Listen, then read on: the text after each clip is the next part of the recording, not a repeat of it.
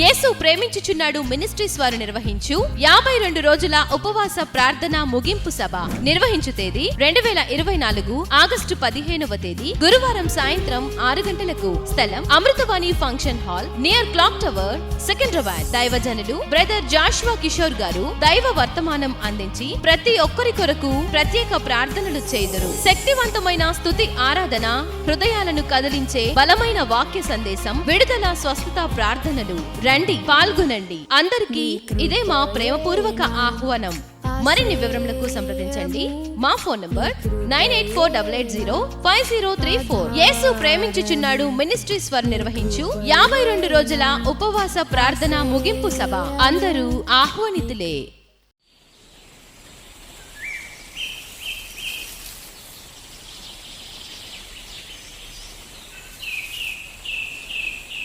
Praise the lord.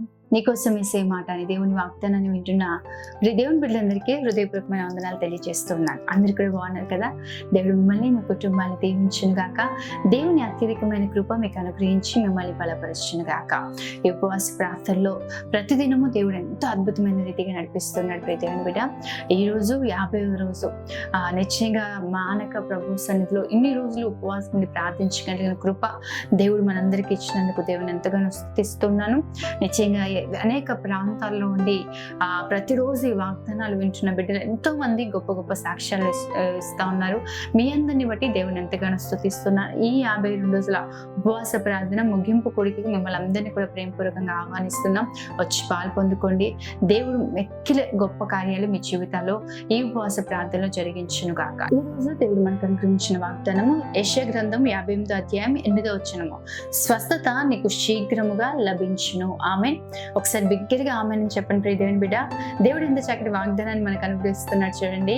నిజమే, దేవుడు మనని స్వస్థపరిచే దేవుడు. ఈ ఉపవాస ప్రార్థనలు కూడా ఏదో ఒక అనారోగ్యంతో బాధపడుతూ ఏకీభవిస్తుండొచ్చు, లేదంటే ఈ మాటలు వింటూ నీ జీవితంలో ఏదో ఒక అనారోగ్యంతో ఉన్నావేమో. ప్రియ దేవుని బిడ్డ, నాకు స్వస్థత కలుగుతుందా, నేను ఈ వ్యాధి నుంచి నేను విడుదల పొందుకుంటానా లేదా అని చెప్పి అనేకమైన భయాలతోటి కలవరాలతో ఉన్నావేమో. కొంతమందికి వారి సమస్య చెప్పుకోవడానికి పెద్దదిగా ఉండదు, కానీ చిన్న చిన్న సమస్యలే, సాధారణంగా వచ్చే సమస్యలే, కానీ దీర్ఘకాలికంగా వారిని ఇబ్బంది పడుతూ ఉంటాయి.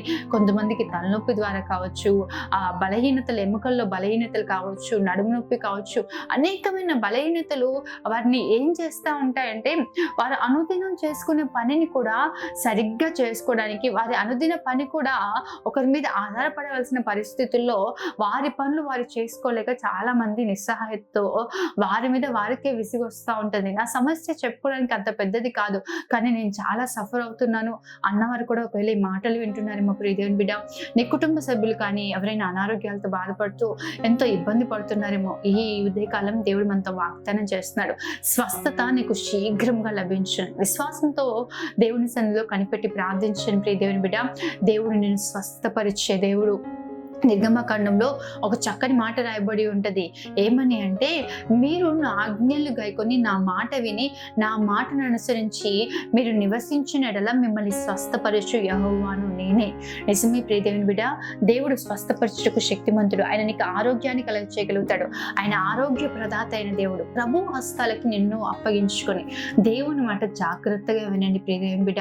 ప్రభు మాట వినడం మాత్రమే కాదు, కానీ ఆయన మాట విని ఆయన మాటను అనుసరించి నడిపింపబడండి. నిశ్చయంగా ప్రభు నేను స్వస్థపరచుటకు శక్తిమంతుడు. ఈరోజు ఏ అనారోగ్యంతో బాధపడుతున్నావో, ఏ యొక్క బాధలతో నువ్వు ఉన్నావో కానీ ప్రభు మాట్లాడుతున్నాడు. నిశ్చయముగా అతడు మన రోగములు భరించెను, మన వ్యసనములను తొలగించెను అని యెషయా గ్రంథంలో రాయబడి ఉంటది.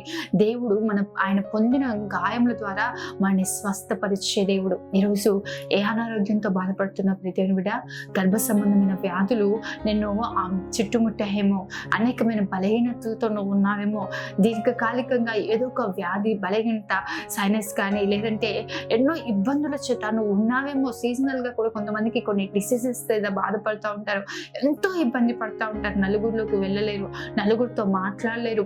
నిశ్చయంగా ప్రియ దేవుని బిడ్డ, ఎటువంటి సమస్యలతో నువ్వు బాధపడుతున్నా ప్రభు ఈరోజు నీతో మాట్లాడుతున్నాడు. స్వస్థత నీకు శీఘ్రంగా లభించున్నాను. దేవుని మాట విని ఈ రోజే ప్రార్థించి, ప్రభు నీ మాట విని చిత్తానుసారంగా జీవిస్తాను ప్రభు, నన్ను బాగు చేయి, నన్ను స్వస్థపరచు అని ప్రభువుని అడుగు ప్రియ దేవుని బిడ్డ. దేవుడు నిశ్చయంగా నిన్ను స్వస్థపరిచి నీకున్న అనారోగ్యం నుంచి దేవుడు నేను విడిపించును గాక. ఆమేన్. ప్రార్థన చేసుకుందాం. మహోన్నతుడైన తండ్రి, సర్వశక్తి మంత్రుడైన దేవ, సర్వాధికారి నీకే వందనాలు, స్తోత్రాలు ప్రభువా. ఈ ఉదయం మీరు మాకు ఇచ్చిన వాగ్దానాన్ని బట్టి వందనాలు తండ్రి. ఎంతమంది బిడ్డలైతే ఈ వాగ్దానం విన్నారో వారందరి జీవితాల్లో ఈ వాగ్దానాన్ని మీరు నెరవేర్చబోతున్నందుకు స్తోత్రాలు. వారిని స్వస్థపరిచి అయా వారిని బాగు చేయబోతున్నందుకు స్తోత్రాలు. అయ్యా బిడ్డల్ని జ్ఞాపకం చేసుకోండి తండ్రి. స్వస్థపరచు దేవుడు అయ్యా, ఆరోగ్యాన్ని కలగచేసి దేవుడు, నేను నీకు ఆరోగ్యాన్ని కలగచేస్తాను. బిడ్డలు ఎన్నో రకాల బలహీనతలతో, సమస్యలతో, కొన్ని సమస్యలు బయటికి చెప్పుకోలేక, కొన్ని చెప్పినా ఏ ప్రయోజనం లేదు అన్నట్లుగా అయా ఎంతో మంది బిడ్డలు ప్రభా అయా వారి మానసికంగా, కుటుంబ పరంగా ఎన్నో సమస్యలు ఎదుర్కొంటూ ఉన్నారు.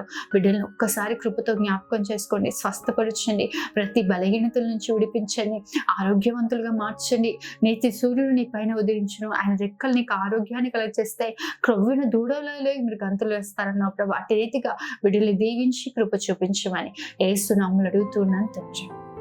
ఆమేన్. దేవుడు మిమ్మల్ని, మీ కుటుంబాన్ని ఆశీర్వదించును గాక. ఆమేన్. God bless you.